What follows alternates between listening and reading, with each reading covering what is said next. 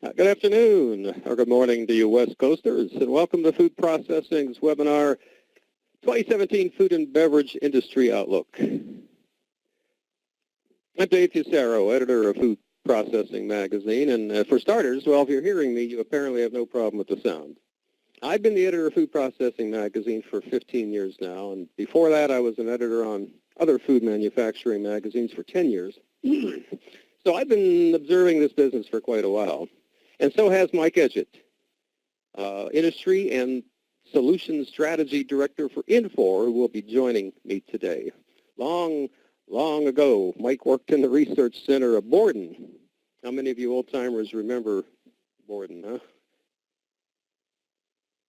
Now, Food Processing is the only, what I like to call, double horizontal magazine covering the food industry, food and beverage industry. By that I mean we cover every food and beverage category, dairy, frozen foods, meat and poultry, and every job category, plant operations, product development, management, and that forms our holistic view of the food processing world, that there is cross-functional participation in the creation of a new food or beverage product.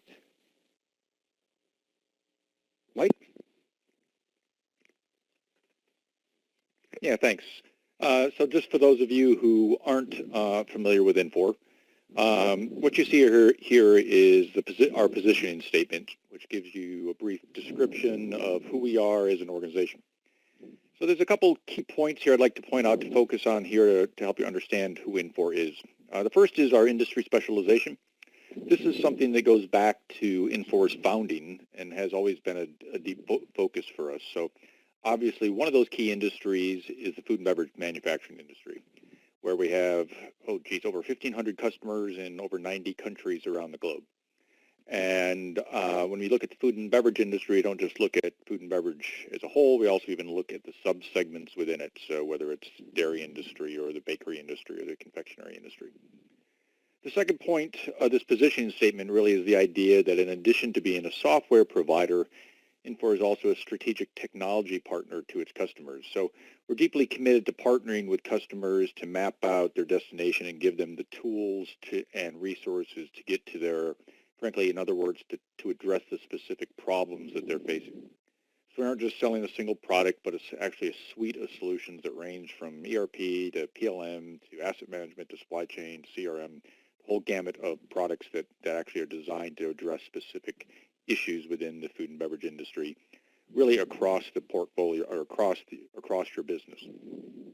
And finally is the idea of that, what you may think of as enterprise software. A lot of old enterprise software kind of looks old and ugly. And so we've been highly committed to delivering a consistent and easy to use user interface across the product portfolio so that employees can make the most of the solution, whether that be the CEO or whether that be one of your manufacturing staff. Okay. Okay, Mike. Now, if I had just 1 minute to name just one trend, it wouldn't be hard. It's transparency. It would suffice as the single topic of conversation maybe for this whole hour because it's so wide-ranging. It encompasses suspect ingredients, GMOs, distrust of big food, social issues, and more, a lot more. But I do have more than 1 minute, and I certainly have more than one slide. So let me put that issue or set of issues aside for a moment, because those issues have been on the radar for a few years, and the threat they pose moves kind of like an iceberg or a forest fire, relentlessly, but at a measured pace, and everyone can see them coming. I want to speak first about the most imminent and potentially disruptive force that could impact the food industry this year, and that's the Trump card. This is the cover of our January issue, so if you haven't gotten to it yet, do dig it out of that pile in your inbox. And I'm not being critical of the Donald here, but never in my memory has such a loose cannon been ushered into the Oval Office. A loose cannon may be just what this country needs, and that apparently was the desire of the majority, at least as the Electoral College goes. But a loose cannon is more likely to effect disruptive change than the status quo presidents we've seen in the past 50 or so years. If he follows through on campaign rhetoric, he's likely to loosen various regulations, dial back the FDA, and generally cultivate a pro-business climate. All good things, right? But if he follows up his critical statements about free trade agreements, and he's already dialed back the Trans-Pacific Partnership, that could harm the export-heavy food industry. His stance on immigration could drive up labor costs and create labor shortages. He could create a climate for unsafe foods, which would have horrible reverberations on the entire food and beverage industry. When we surveyed our editorial advisory board late last year about their outlook for the new year, with no prompting from us, most mentioned the new administration as the most uncertain issue. It could be nothing, or it could change everything. Tangentially, well, any company that criticizes President Trump or his initiatives or supports liberal causes face a boycott from his very vocal supporters, as Breitbart.com already has suggested against Kellogg, and his Twitter supporters did against PepsiCo. And I think it's safe to say the new First Lady will not continue the emphasis on fresh, low-calorie foods and exercise, which may or may not be a relief for the food and beverage industry. Anyway, the food and beverage industry, as well as most businesses, as well as most Americans, has been calling for change for years. And now that change agent finally is here. And now that he is here, there is at least a bit of trepidation. Mike? Yeah, well, I would definitely agree that the change agent may be here, but we still don't really know what the changes are going to be. You know, as you outlined, Dave, I mean, the one thing we have right now is a high level of unpredictability. And what I've got here are just two headlines that I pulled up just earlier this week. And I think they're still true. I don't think anything's major changed unless there was something new this morning that I missed. But the first example up here is the fact that there's another person that has been added to the rumor mill of who Trump is considering as his FDA commissioner. But the one thing we also have heard or do know is that Trump also put out an executive order this week to stop any additional hiring in the federal government for a certain period of time while they go back and look at things. And we already have heard many times from the FDA that they're already understaffed, so obviously that's going to stay that way for a while. The second bullet on here, though, it has to deal with technology itself. And, you know, Trump has definitely been kind of a mixed message, a mixed bag as it comes to technology.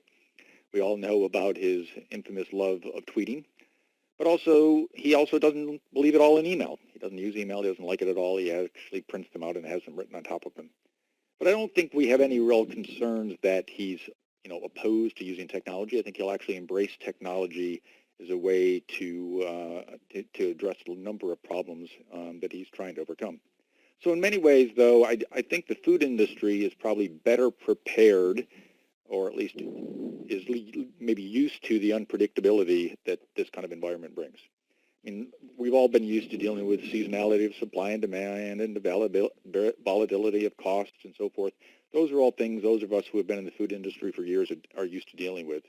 But what we're finding is that all this unpredictability is once again reinforcing the need for flexibility within companies' businesses, especially when it comes to the investments that they're making. So one of the areas that we're actually seeing this, and is in the attitude towards utilizing the cloud for deploying software solutions. A couple of years ago, when we used to talk to CIOs and IT directors and so forth, they were interested in the cloud, but it wasn't really something they wanted to do with any of their software solutions, whether it be ERP or PLM or anything. And the only exception maybe was you're starting to see them put things like human capital in there, and you're starting to see things like some of their CRM, Salesforce kind of things. But cloud deployments now are really moving from kind of this futuristic idea to something that's much more fundamental to their business.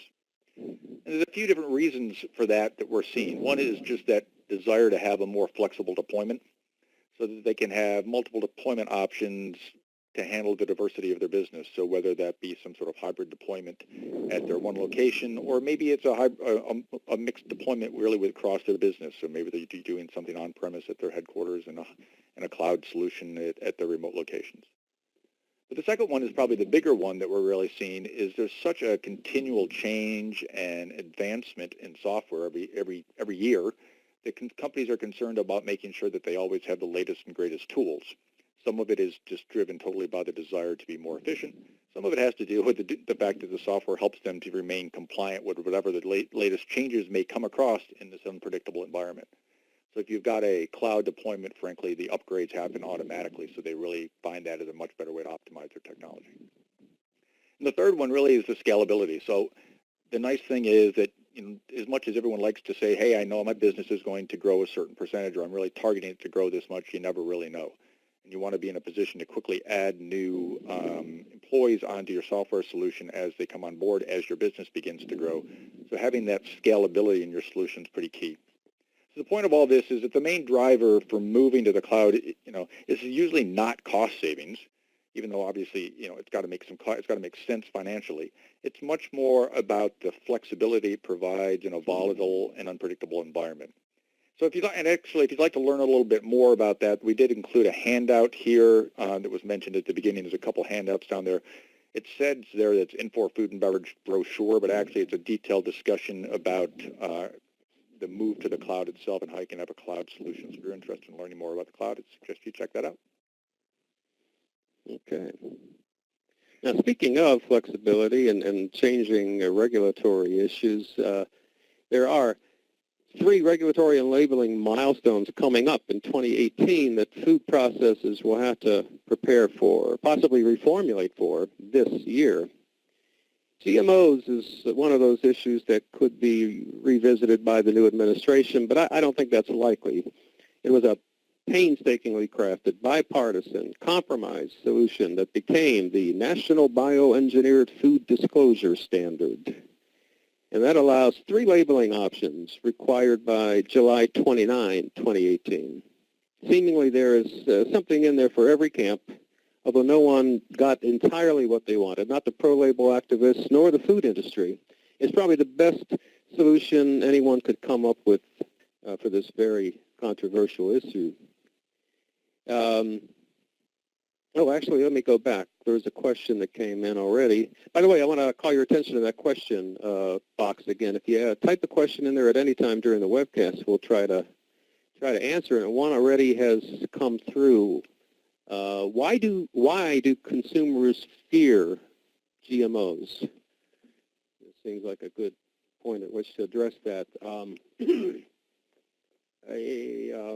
not the expert, but the sense I get on 2 levels. I think the more common people, not to be disparaging, or just the regular consumers, fear the frankenfood aspect of it. It's just not nice to fool Mother Nature, and there's something intrinsically wrong with moving genetic material around from different species or even different plants within the same group. And that just raises fear. Now, I mean, no one's ever died from a GMO or even gotten sick, but I think there's that intrinsic fear that's just not nice to fool Mother Nature. But I think what consumers don't know, but I think people in the scientific community and people that are a little more schooled on this subject, what they do fear is not the GMOs, but what they enable farmers to do, and that is to grow crops that are resistant to herbicides and pesticides, which sounds like a great thing. But the flip side of that is it enables farmers to spray more pesticides and herbicides on their crops, Roundup being foremost among them, and which is great. I mean, it increases crop yield, makes their jobs easier, but it's introducing a lot more chemicals into the food supply, some of which may be getting into our system. So that, I think, are the 2 concurrent fears among consumers about GMOs. Anyway, keep the questions coming. We'll answer them as they come in if they're relevant to the topic, and otherwise we'll save them for the end. Sorry to get off track there, but the new Nutrition Facts panel, that's what's up on your screen now. It also will be required in July of 2018. And it'll bring several nutritional changes to the attention of consumers, whether they pay attention or not. Some of those changes you see on the label on the right. Serving sizes have been increased. Half a cup was typical under the old label. But seriously, who eats half a cup of ice cream? Calories are even bigger. It'll be hard for consumers to miss calories in that big a font and in boldface as well. Calories from fat is missing, a recognition that some fats are good for you, and added sugars are being called out. That last item, added sugars in particular, should prove embarrassing enough to cause at least some processors to reformulate this year. In any movement toward reducing added sugars, processors will have to decide to just do without, and perhaps giving up some taste in the process, or to find sugar replacements. Probably natural ones like stevia and monk fruit come to mind, or using some kind of taste modifiers to give the impression of equivalent sweetness. So there's quite an opportunity there for ingredient suppliers to help processors remove this negative from their labels in 2018. And trans fats must be phased out by June of 2018. This writing was on the wall a decade ago, and FDA had been ramping up the warnings for some time, giving the industry final notice and a 3-year head start in June 2015 to find replacements for partially hydrogenated oils, which contain trans fats. And most affected processors, I think, already have reformulated. As I said a few minutes ago, it turns out it's really not nice to fool Mother Nature. Mike? Yeah, I have to admit, I totally agree that one of the biggest challenges in food and beverage industry is meeting these constantly changing consumer and regulatory expectations. So it puts a lot of pressure on the R&D group to ensure that they've got great tasting products that meet whatever these latest new complex labeling requirements may be. And we add that on top of it. We've talked about the complex labeling requirements in the U.S. If you're dealing with also exporting outside of the U.S., you have to deal with all the different labeling laws in those countries, which makes this even more complex.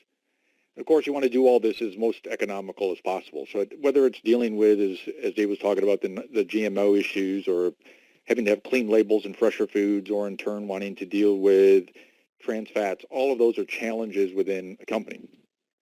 And as Dave mentioned earlier, I started my food industry career in the labs at Borden Research Center, which was a big facility in Syracuse, New York.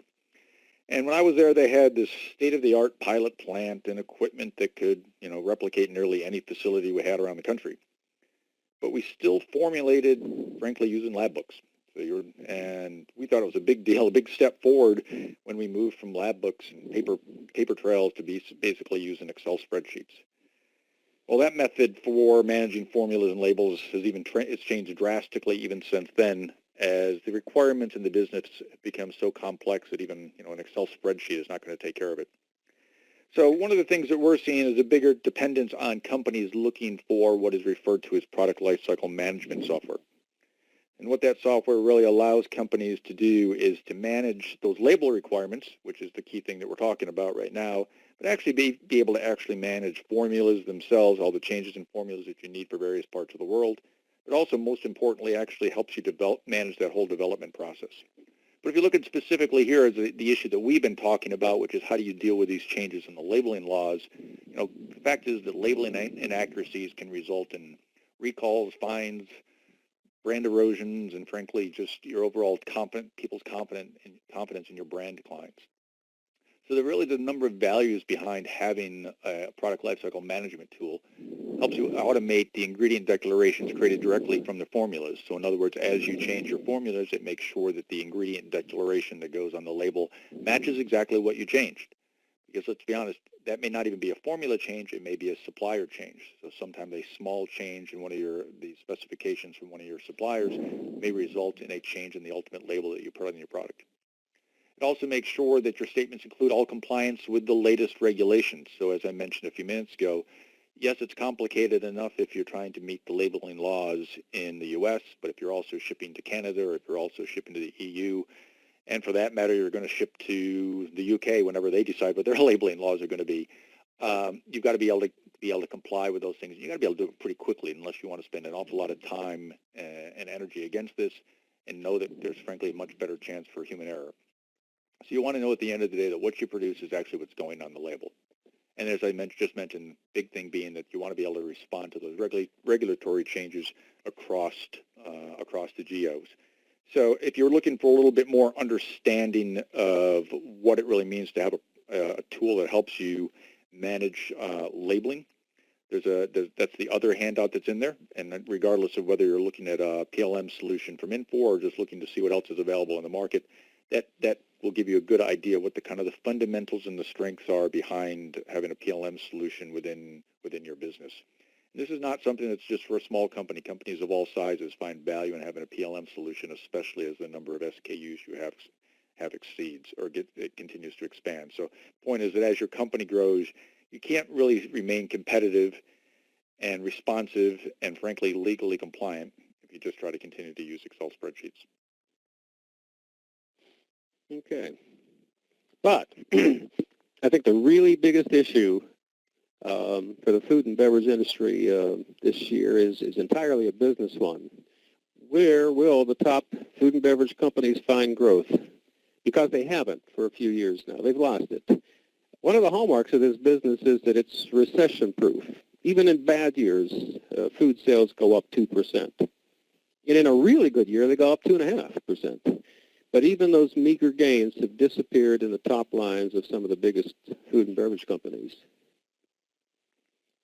There have been consecutive years of sales declines for most of the large companies. These are the most highly regarded, the most global, the most savvy, the ones that are constantly picking through demographic and market research data and otherwise taking the pulse of the consumer in order to come up with the perfect product for the market.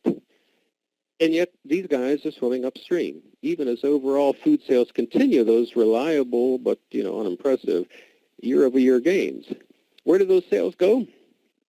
Well, they went to the Lilliputians, guys like these and many more who are selling niche products to niche markets with niche demographics, but collectively they're putting quite a dent, a multi-billion-dollar dent in the sales of big food.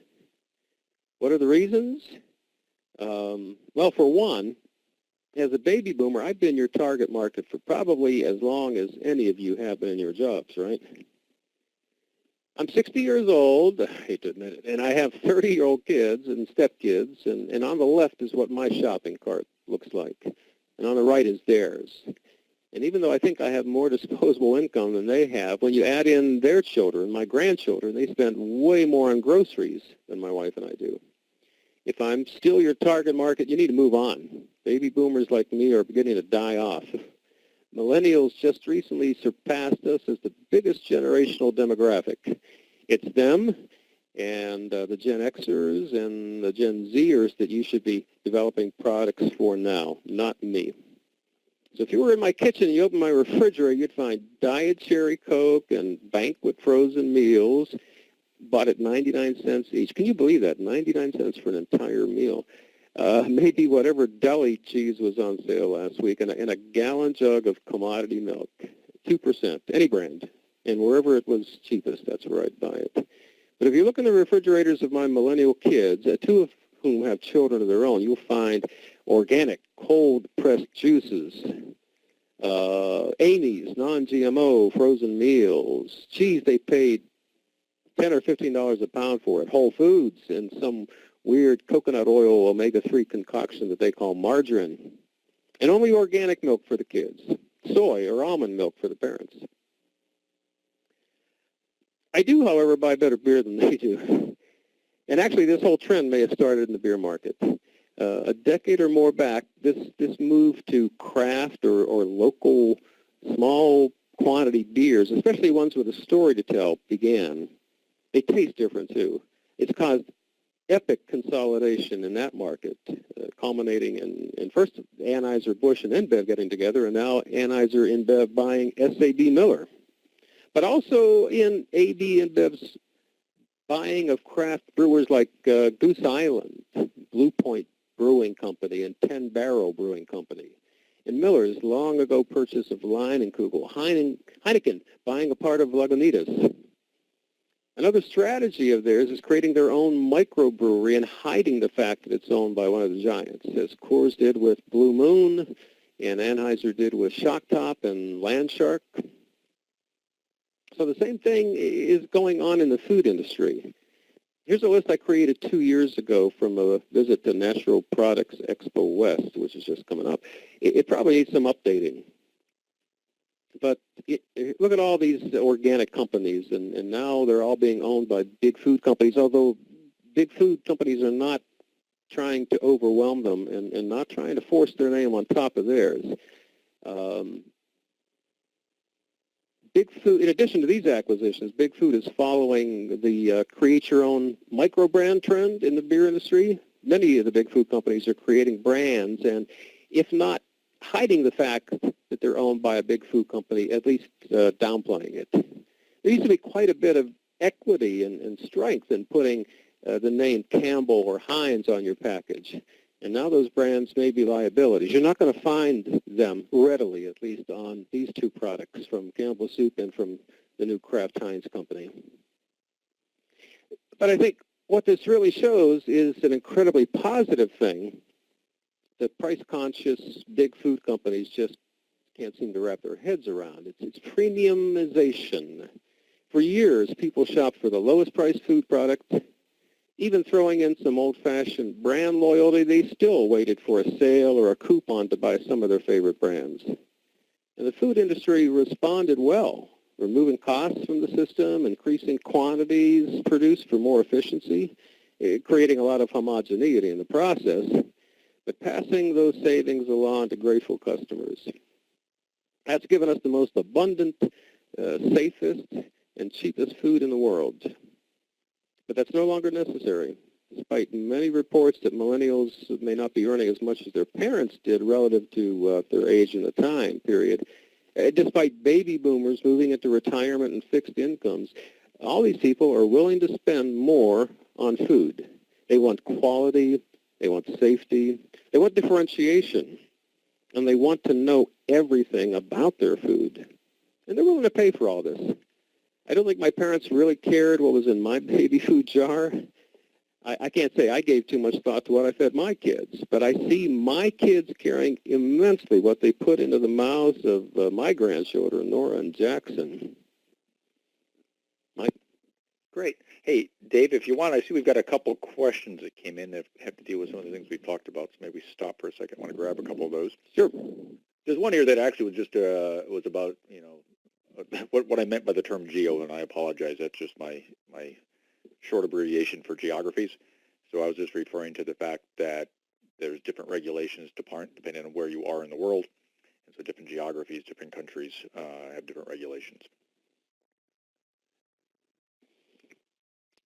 Oh, okay, that's the question just came in, huh? Yep. I see. Okay, well, Mike, you got it. You got the floor. Right. So let me move on here. So what I wanted to talk a little bit about was, we do see, all this discussion about new products and challenges of developing and managing all these new products from a software perspective. The first thing that comes to mind is go back and start talking about, we need more better tools to develop new products. But actually, it's much deeper than this. I think it actually results in a highly complex supply chain. So when you think about it, it isn't when you're trying to create these new products to bring to market, you're expanding the number of products that you have in your marketplace. Yeah, you've got to develop the product, but frankly, then you got to get it to market. And that's where some new complexity comes along. So, multiple products, multiple facilities. On top of that, you have this demand for products that have cleaner labels. So frankly, you end up with shorter shelf life. You have a retail community that's continuing to have stricter service level agreements, so they're expecting products to be there with a shorter lead time but have more shelf life left on them when they come in the door. So in order for companies to be really competitive, especially as companies become larger, they're trying to figure out how do I get real visibility across my business. So if I have multiple facilities and multiple warehouses across the country, how do I keep track of where that product is? How do I plan my capacity so that I make sure I'm not planning to produce a certain product in a facility that doesn't have capacity to do that? How do you deal with seasonality on supply and demand? My favorite, one of my favorite seasonality stories is actually the one that's going to come up here in a couple of weeks. We're coming up on Super Bowl Sunday, which is one of the biggest, if not the biggest day of the year for chicken wing consumption. Well, the fact of the matter is you can't come up with chickens in the last week of January and the first week of February with more wings to meet that demand. So you've got to figure out how you do that all day long or all year long. So that's some of those challenges that we have from a supply and demand perspective across across your facilities. And you also want to be able to manage all the different attributes of your business, of your products. You want to be able to handle things such as multiple units of measure and catch weight and variable weights. And if you're going outside of the U.S., then you have to deal with all the challenges of multiple currencies. And so this isn't just an issue for one part of your business or one solution in your portfolio. It may be an ERP product or it may be a supply chain solution. So companies are always looking for new ways to be able to handle handle these challenges. But the fact of the matter is, this isn't, as this graphic kind of implies, or it might imply it's really just designed for these major players. Well, that's not necessarily true. Even the smaller players in the marketplace are looking for solutions to really help them get through the challenges of a supply chain planning perspective. So especially if you're getting multiple SKUs and you're starting to see changes in the way your channels to market are, so you're going from just your traditional grocery stores to maybe now you're going some online sales, or you're dealing with other sort of e-commerce requirements, it becomes much more complex. Circling back to what I talked about earlier, though, is we're seeing the advancement of cloud solutions in the marketplace that actually is enabling some of these supply chain solutions to be much more applicable to companies of a much larger size, or spread of sizes, than what we've seen in the past. So the fact is that it's becoming much more global and complex supply chain, and there really are a number of tools available out there to help companies deal with these complexities. Actually deal with is probably a poor choice of words. It's more than deal with, it's how do you optimize them in light of all the variables so as you can wow your customers with service, and as well as please your shareholders with increased profitability. Okay. Chicken wings and the Super Bowl. I can't wait till it comes out. Even though the better team is my favorite team, the Steelers are not in it, but that's okay. Well, those chicken wings will go good with all that beer you were talking about earlier. Yeah. There's a lot of that on Super Bowl Sunday as well. But anyway, that brings me back full circle to my first slide. A decade or three ago, people trusted their food companies to bring them foods that kept the bad stuff out, to only make wholesome, safe food, and to do it in a responsible way. But food companies often fail them, and now consumers are charging themselves with the responsibility for buying only the foods that fit their definition, every person's individual definition of safe and wholesome and good. And they can only do that if processors respond with transparency. Going forward, that's how companies, big and small, will find growth, by cleaning up their acts and communicating that to consumers. Show them what's behind the curtain, and if what they see makes them want something else, make that something else for them. If some $2 million startup is capable of making it, you big companies certainly are. That's how you'll recapture growth. You'll probably survive President Trump. You may even survive those 3 ingredient labeling changes in 2018. You'll figure out a way to meet the requirements of the Food Safety Modernization Act. But if you can't figure this one out, and all those subsidiary bullet points that stem from it, you may not be around to hear our annual Industry Outlook webcast for 2018. Oops, do you have one, Mike? No. No, but I just would comment on that. I totally agree with what you're saying here, and I think a lot of what we've talked about in the sense of transparency comes pretty true from what people are expecting from a labeling perspective. We're seeing even that demand, frankly, for more information than what you can even fit on a label. So we're finding companies that are having to be much more dependent on providing information on their website so consumers can even find more information. It's becoming much more common, obviously, for people to be in the supermarket and say, oh, I want to know more about this product, and they'll just look it up on their iPhone and learn a little bit more about it. So having that even greater level of transparency of information, those things that maybe you don't have to put on a label, but consumers still want to know about, you've got to figure out a way to make that available to the consumers. And the iPhone and its ability to read that QR code is one of the solutions to the acceptable solutions to GMO labeling. The food industry and the Grocery Manufacturers Association did come up with the smart label, I think.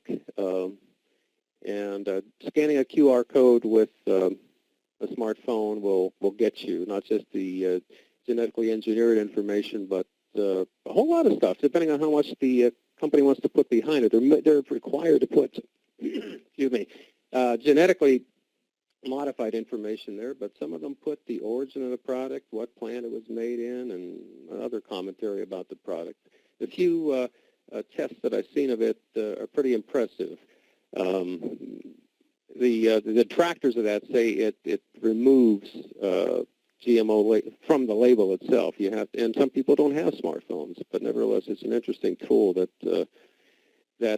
with technology is able to provide a great level of transparency for some of these products. Anyways, thank you, Mike, and I think we have time for a few questions. That's kind of the end of our prepared remarks. Some of you apparently have already discovered that Ask a Question box in the middle of the screen, but you may still type a question in there, and we will attempt to answer it in the next few minutes. Here's one that has already come through. This is a good trend question as well. What do you see as the future of e-commerce for food manufacturers? Well, being the tech guy, you want to answer that one, Mike? Go ahead. Well, I could talk about it a little bit. It's kind of a couple different things. One is, we've seen e-commerce be tried a few times and kind of failed. We all remember probably things like Webban and so forth. But that's changed a little bit in the last few years. And let's be honest, one of the big reasons behind it is, Amazon has decided to really embrace the concept of bringing groceries basically to your home. And so you're going to find companies like that who really are good at this, expanding that market. So I'm expecting you'll continue to see that growth of that, especially in some of the larger metro areas where it's easy for them to do that and provide fresh products and fresh produce pretty easily into homes. We're seeing it continue to grow from a percentage perspective, but I still think in most geographies around the world, it's still probably less than 10%. What I think that impact, though, it has from the manufacturer's perspective is, you're still going to have some manufacturers who are going to try to use e-commerce themselves. It makes a lot of sense for companies such as confectionery companies and so forth that have done it for years, that want to have some unique and special things that they can sell directly to consumers. But kind of the things you use on a day-to-day basis, I'm not sure that they'll go there. But it does change it does complicate their marketing message and their marketing approach. So if you think about the fact that in the past, a lot of manufacturers spent, trade dollars to try to influence positioning in the stores. So, hey, I'm going to get end-aisle displays, or I'm going to be the special of the week, those kind of things. That's a totally different thing now. What do you do? You spend for, so you're on the home page of this specific Amazon page that you're looking to be on, or you're trying to make sure that you're a suggested sell on top of something else that someone may be buying. So it changes the marketing tools, and it changes the way they're going to spend marketing dollars, I believe. Yeah, I think it's interesting that Amazon is building brick and mortar grocery delivery, at least stores. So they see some value in going the opposite way. But at the same time, Walmart is getting heavily into e-commerce with a couple of its purchases recently. Let's see if we got another question here. Is there anyone in your organization who is knowledgeable about kosher certification? Our product is considered grass, but not produced under CGMPs. Would it be possible for a material like this to be granted kosher certification? Boy, I know a little bit about the requirements for kosher certification, but I don't know how it dovetails or doesn't dovetail with good manufacturing practices. You see that question, Mike? Yeah, I do. And I'm not. It's not necessarily something we would be. It's certainly something we understand, but it's certainly not something we would be heavily involved with. Think a little bit about that, and if we come up in that area, we can reach out to them offline afterwards if you'd like. There was also a question here about GMOs and CRISPR. What are our thoughts on CRISPR? Honestly, we don't hear much about it yet. I still think it's pretty much in its infancy. If you're not familiar, for those of you, I'm not sure if you can see the questions. It's CRISPR, which is CRISPR. It's kind of, I always think of it as an offshoot of kind of GMOs, but maybe that's incorrect. But the short answer to the question is, frankly, we're just not seeing much of this raised yet. I think if it does become a bigger issue, to put it bluntly, it's going to need a pretty good marketing effort behind it because consumers are already scared off by GMOs. They'll just look at this as one and the same. Okay. Who has Donald Trump nominated to head the FDA and USDA? I think I'm up to speed on it. Well, Mike, you mentioned, well, starting, I guess, at the top, the cabinet level posts are USDA and Health and Human Services. Health and Human Services being the parent of FDA. USDA, he's nominated Sonny Perdue, who has a pretty storied career in as a legislator in Georgia, I think a former governor, and he's a doctor of veterinary medicine. In HHS, it's Tom Price, who is an MD. Actually, he's from Georgia too, so both of those guys are from Georgia. Those are official nominations, I think, at this point. I don't know if they've been. I don't think they've been approved yet. FDA, I think it's still speculative, and the guy mentioned by Mike and that I've seen mentioned in the press too has been Joseph Golfo, who I think was or is an MD, but also is a businessman, a former CEO of a drug company, if I'm remembering correctly. So yeah, I believe that's yeah, that I think we got to get the HHS guy, Tom Price, approved before they will turn their attention to the FDA guy. Oh, I got a question, an answer to a question from one of our listeners. For the person asking about kosher certification, tell them to get in contact with Joe Regenstein, who is at Cornell, and I'll verbally say this email address for you. It's jmr9@cornell.edu. Thank you, Leslie, for helping out with that one. Joe Regenstein, jmr9@cornell.edu. Thanks for helping out, Leslie. How do you think these trends impact pet food? Boy, there's a lot of similarity, including the premiumization and the movement of millennials, especially, to buy higher quality stuff for their pets. You know, the joke is that some people spend more on their pets' food than they do on their kids' foods. But I think that without getting into it too deeply, and I'm no expert on pet food, but I think a lot of the trends are the same. I think people are looking for non-GMO. A lot of them are looking for gluten-free. That's certainly the case. And definitely a move to premiumization.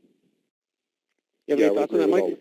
Yeah, the only other thing I would say, and this is just based on our experience of what companies have come and spoken to us about, their biggest issue that we've had with pet food has really been their desire to have better traceability than a lot of them had built in the past. And I don't know if it's just because, to put it bluntly, there was some bad issues over the last couple of years with recalls and so forth, and companies not been able to respond quickly to them. Hopefully, they've also put better, checks and balances in place on the front end in the sense of better quality programs to begin with, but they're actually looking for better traceability so they can actually identify any suspect lots. Well, here's a big, short question. What is the industry doing to overcome or address distrust of big food? And that comes from Maria. That's probably the subject of an hour-long webinar itself, Maria. I think we addressed some of those issues, and I think it comes back again to that last slide, transparency. I think Big Food, for all the good that it has done and the good job that it has done, has also tripped itself up a few times by making health claims that are not substantiated. Marketing departments, in particular, seem to stretch the truth a little bit that, certain cereals can actually help brain development in children. There have been a couple of missteps, mostly in terms of labeling. And I think that's probably what gave Big Food a tarnished image to begin with. But transparency and fixing those types of marketing missteps, I think, is going to go a long way. You need to reestablish trust. Trust has been lost, and I think if they can reestablish that trust, everything else will fall in place. Yeah, I would agree. I mean, I think the only other thing we're seeing is you're seeing more and more. Well, you actually alluded to it some, Dave, in the sense that you're seeing acquisitions.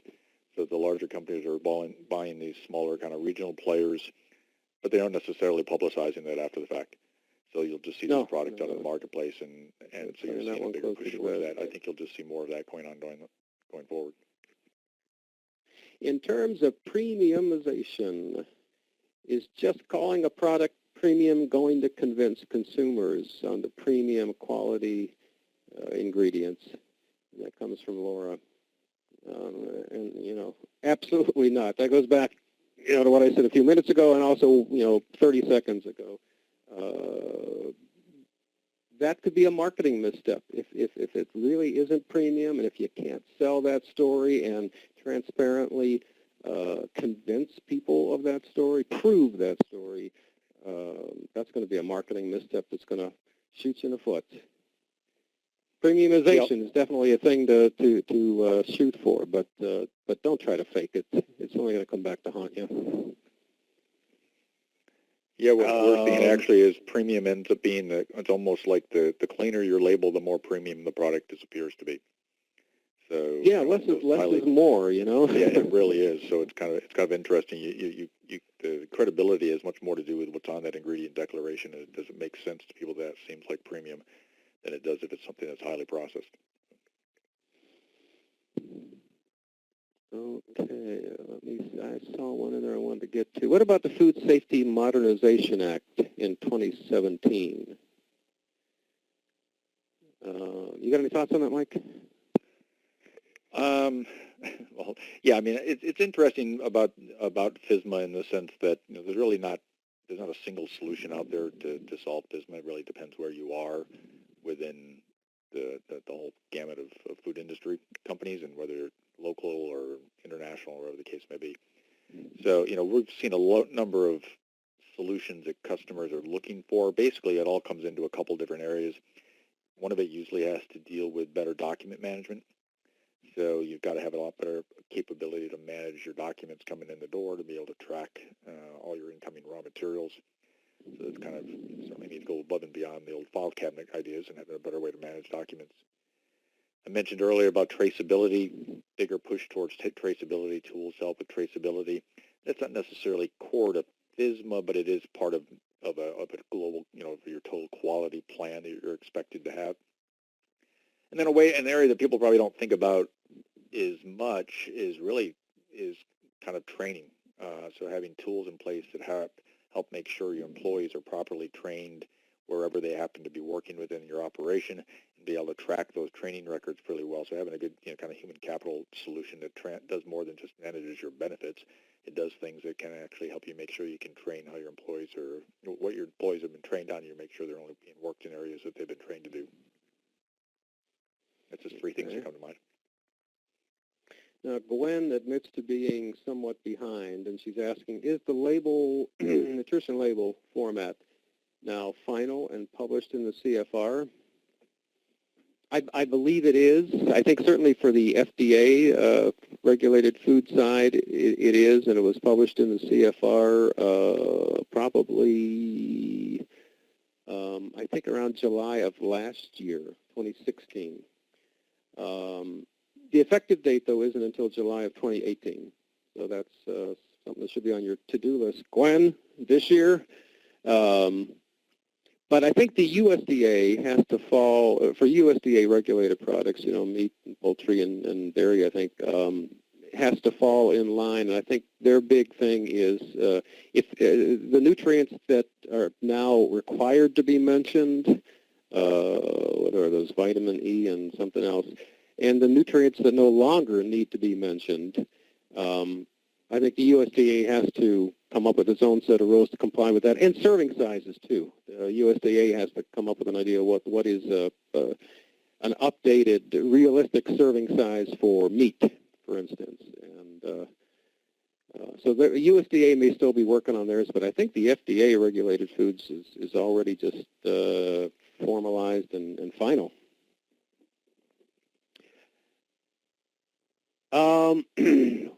What's the global impact on FSMA compliance?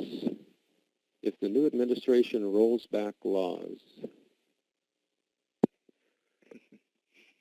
Ooh, that's a scary one, huh? Yeah, it'd be interesting to see. I'd have to go back and look at it to see if there's portions of it that I think would make sense. Because it seems like most of pushing back and rolling back laws have to do with things that are putting huge new costs within the system. So we'd have to think about that. I'm not sure that that's going to happen. So, but we'd have to look at which portions of FSMA were rolled back before we could really talk about what impact it would have.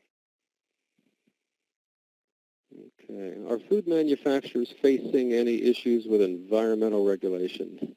Is there a general interest in a formal way in cost savings, water use reduction, emissions reductions, and hazardous waste reduction? Do food manufacturers address food waste? Boy, a lot of semi-disparate elements in that question, Peter. I don't know how to answer that without going all over the map on that one, Mike, unless you want to handle that. Yeah. Well, I don't know of anything. I don't off the top of my head know of any new environmental regs that are impacting food. So there may be something I'm not thinking of off the top of my head. It obviously is constantly something you've got to deal with. Primarily, more where we see it the most is actually things like wastewater treatment. So you've got some really strict requirements on what you can utilize and what you can send down. But even that varies based on where you are in the country, and so they can be stricter. Now, water use reduction, well, that was a big deal. I hate to say this, but it was a really big deal in California until all of a sudden it wouldn't stop raining out there the last. Yeah, not anymore. But I mean, there always is interest in how do we do a better job at water utilization. It's kind of a subset of sustainability in some ways. So we do find companies that are always looking for ways to do that, and I honestly don't think all this rain is going to change that mentality. So we're always looking for ways to do a better job at managing water utilization. So I think there are a lot of tools out there for companies to help to utilize to do that. Things you can purchase to help yourself do that. Frankly, even some of the utilities will help you do that too. So I mean, there are some things out there that actually have to deal with that. Yeah, droughts can and will happen again. It's not a matter of if, but when, huh? Someone else answered the question from an attendee about kosher. CGMPs are inherent within kosher, Leandro says. The rabbi will probably not certify it if he does not see good GMPs, good manufacturing practices. So thank you also, Leandro, for answering that kosher question. Boy, we're coming up on the top of the hour now. Boy, the questions are still coming in, but we need to bring this to a close, I'm afraid. Sorry. Let me see if there's any other housekeeping items to attend to. No, that's all the time we have today. Sorry, folks, but thank you all for tuning in. We will be sending you an email shortly with instructions on how to download the slides from today's webinar. Also, we'll let you know when this webinar is available for on-demand viewing, probably within 24 hours. And the next screen you see will be an exit survey we hope you will take. So that will do it for us today. This webinar is over, and thank you all for tuning in.